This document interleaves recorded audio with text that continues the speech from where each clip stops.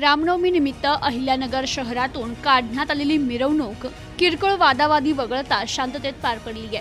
मिरवणुकीदरम्यान रामभक्तांनी दिलेल्या आक्षेपार्ह घोषणेमुळे मिरवणुकीत काही वेळ तणाव निर्माण झाला होता। मात्र आयोजकांनी पोलिसांना सहकार्य करण्याची भूमिका घेत मिरवणूक शांततेत पुढे गेली। अहिल्यानगर शहरातील पंचपेर चावडी येथे रामनवमी निमित्त काढण्यात आलेल्या मिरवणुकीदरम्यान काही वेळ तणाव निर्माण झाला होता। पोलिसांनी प्रसंगावधान राखत गर्दीत घुसून डीजे बंद केला, त्यामुळे काही वेळाकरिता मिरवणूक थांबवण्यात आली। तर आयोजकांनी पोलिसांना सामंजस्याची भूमिका घेतल्यानं मिरवणूक पुढे सरकली। रामनवमी मिरवणूक मार्गावरून पोलीस आणि हिंदुत्ववादी संघटनांमध्ये वाद निर्माण झाला होता। पारंपरिक मार्गाने मिरवणूक नेणार असल्याचं संघटनांनी आधीच जाहीर केलं होतं, त्याला पोलिसांनी विरोध केला होता।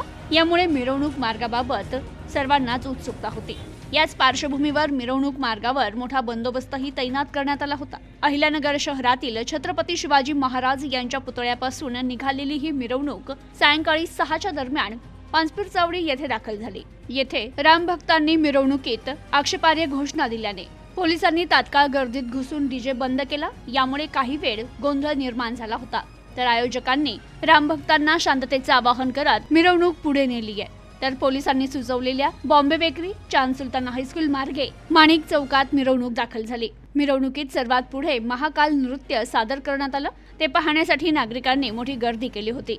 तर रामनवमी निमित्त काढण्यात आलेल्या या मिरवणुकीत महाराणा प्रताप गोरक्षण करतानाचा छत्रपती शिवाजी महाराज यांचा फोटो, तसेच आमदार संग्राम जगताप, मंत्री नितेश राणे यांचे फोटो हातात घेऊन तरुण सहभागी झाले होते। यावेळी तरुणांनी जय श्रीराम, जय बजरंग बली आदी घोषणा दिल्या। मिरवणुकीदरम्यान माणिक चौक या ठिकाणी अफजल खानाचा वध हे नाटक सादर करण्यात आलं।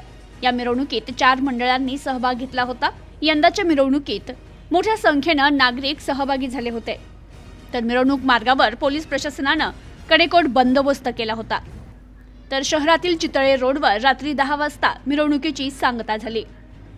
प्रतिनिधी अनिकेत गवळी, न्यूज टुडे 24, अहिल्यानगर।